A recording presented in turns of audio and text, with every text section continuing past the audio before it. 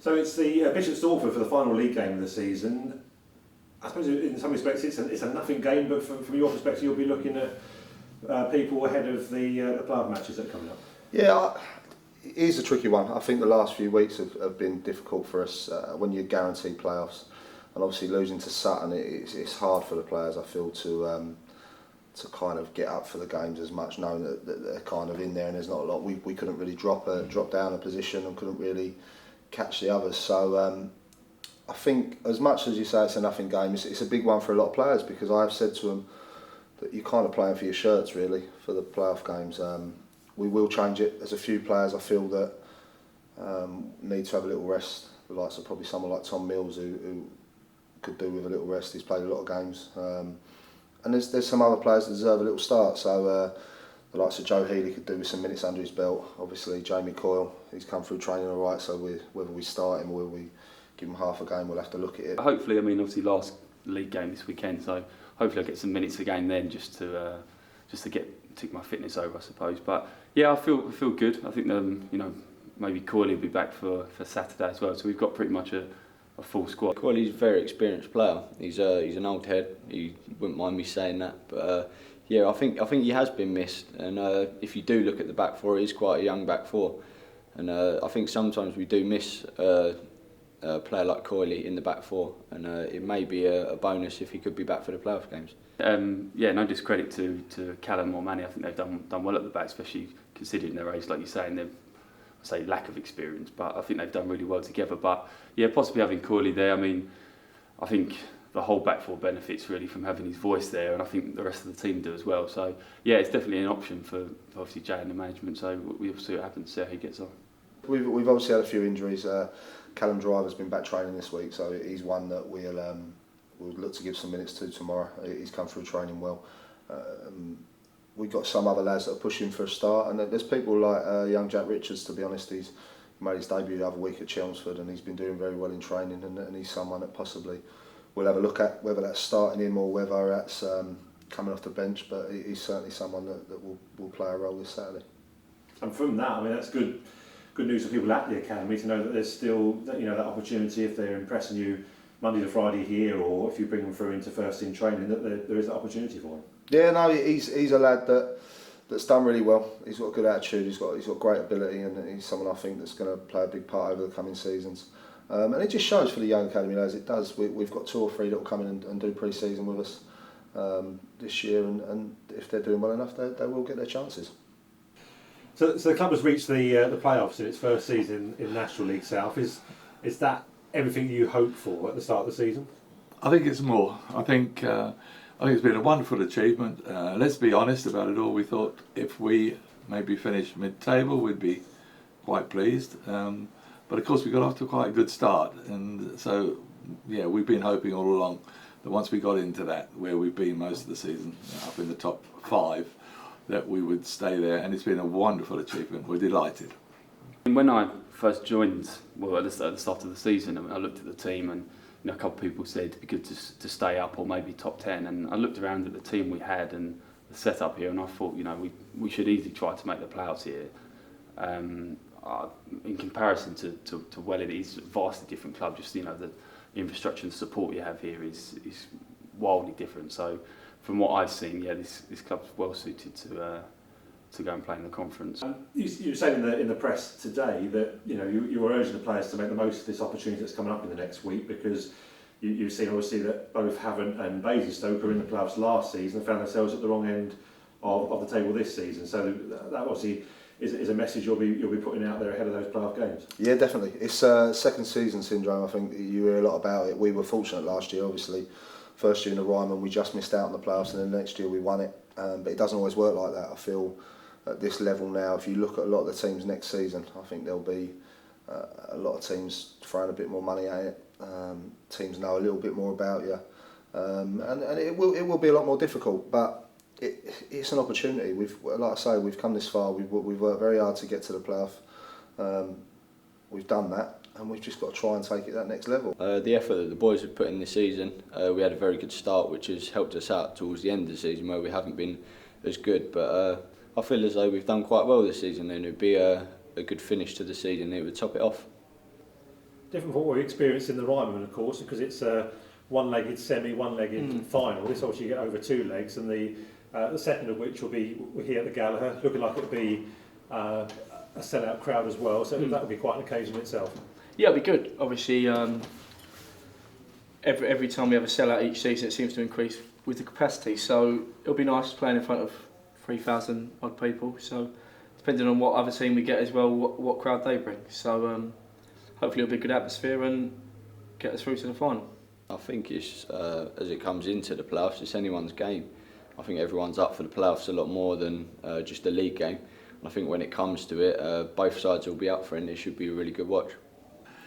We know, we just know what we've got to do. I was watching Man City and Real Madrid last night, and it's exactly the same. Once you get to that level, you've got 2 games in the semi-final and you've got a final.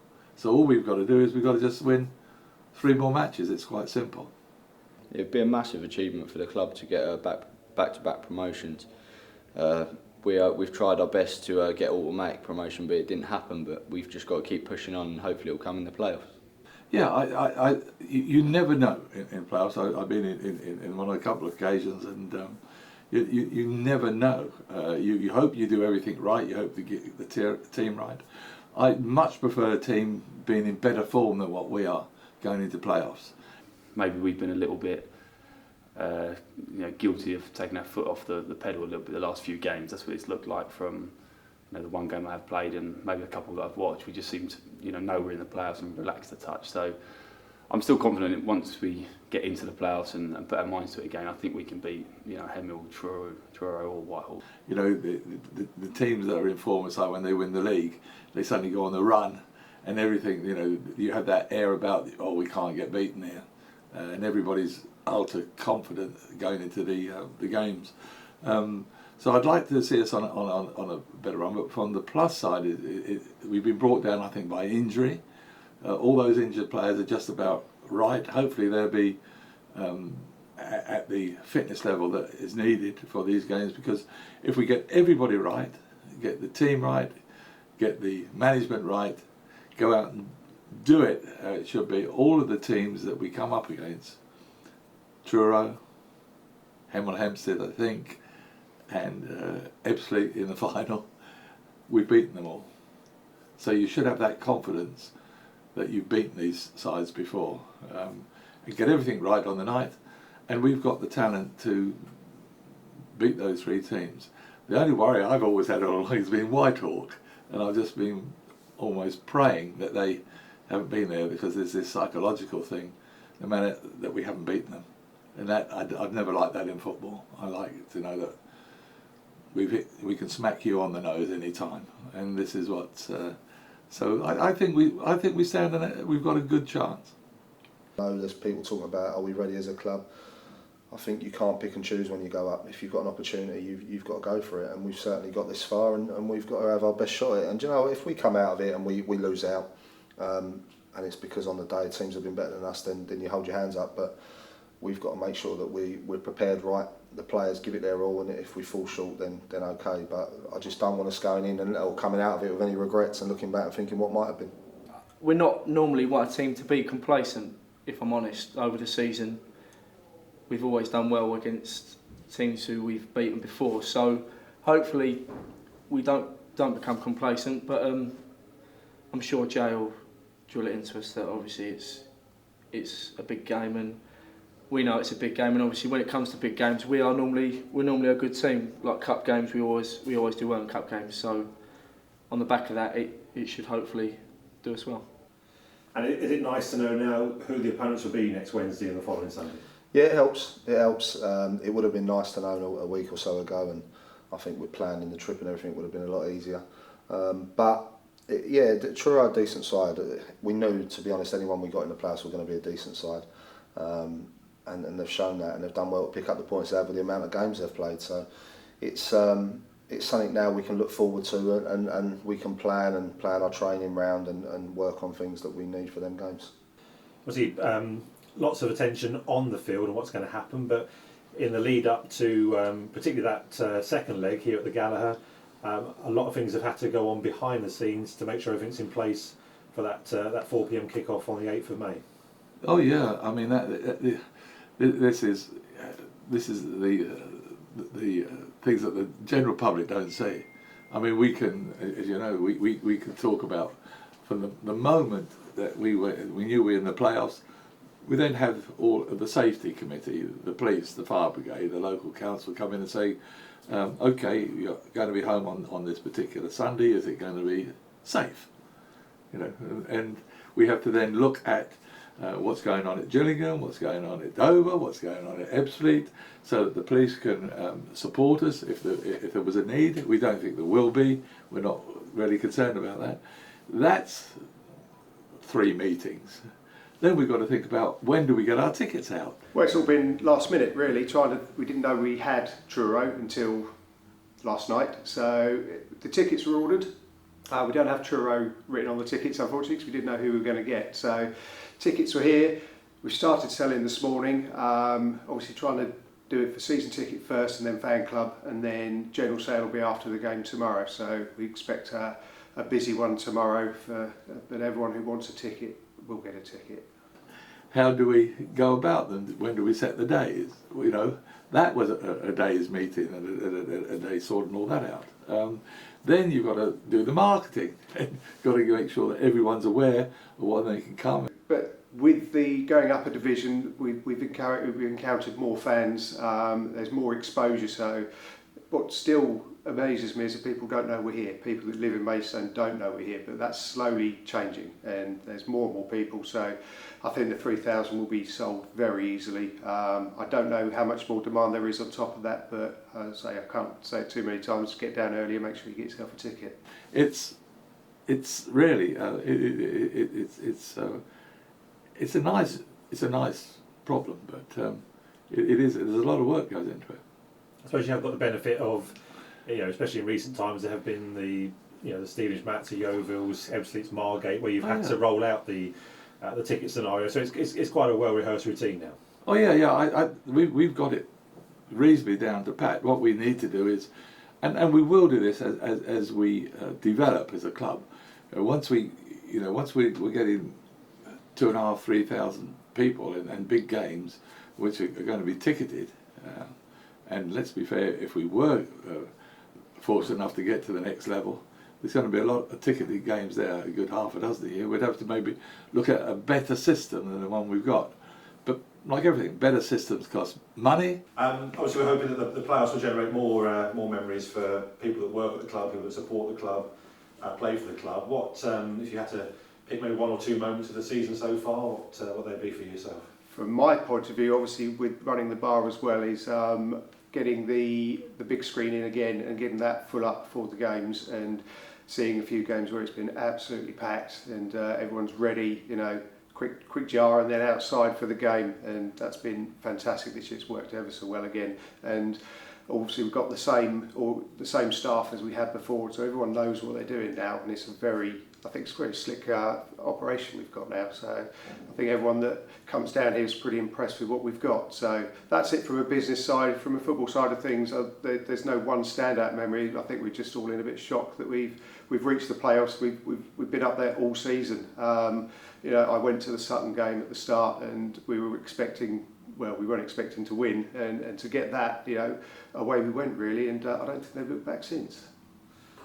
My goal, obviously. It's not very often that I score a goal like that, and lifting the trophy in the charity game, Charity Shield game at the start of the season.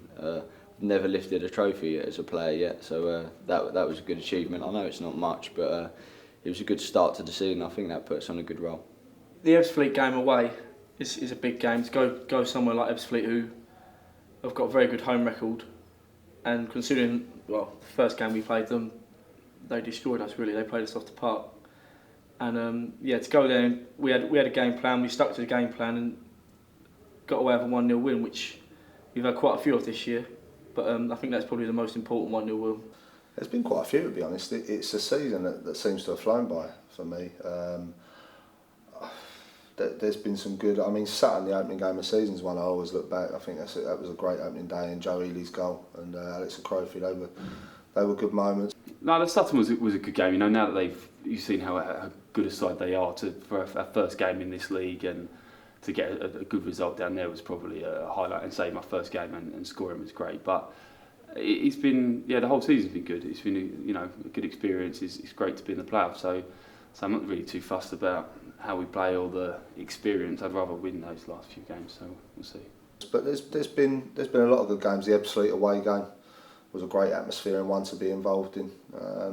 So yeah, it's difficult to name a few. Even the Sutton game, I know we lost the game and it's frustrating, but they're good occasions, they're big occasions, and ones you kind of remember. But there's periods in the season, like when we went 11 games unbeaten. Obviously, I think we lost 4 on the bounce or something like that, and then won 11 back, and then that really got us up the league and got us to where we are. So now there's plenty of memories, but one that I think hopefully we'll make a few more with the games coming up. It's certainly, the season's not over yet, and we've come this far, and I feel that we've now got to sort of take it on another level and see if we can really get to that final. I've enjoyed, to be quite honest, I've enjoyed the whole experience, the good, the bad, the brilliant, the indifferent of this whole season. The big thing for me has been that it's been a better standard of football, that we've had to compete at which I regard it as a far better level than where we were last year. So for me, the highlight has been every week, particularly at the Galley, because I love sitting at the stand and watching the team play at home. It's been the standard of football. It's been very good. It's been so I wouldn't pick out anything. There's been some, for me, it's been a wonderful experience right the way through. Finally, end of season party tomorrow. It's not strictly the ending of the season, but it's still a chance to look back on the last 9 months and wish the players every success for the playoffs. It's players on their best behaviour tomorrow, so it's 2 drinks and home under the gaffer's orders, but we might sneak another one in. But obviously they're very much focused on next Wednesday and next Sunday. But it'd be nice to get everyone in. We're going to put the stage up so everyone will be able to see who's getting the awards, and the bar's in the classic Maidstone style, last man standing, so it'll be open all night.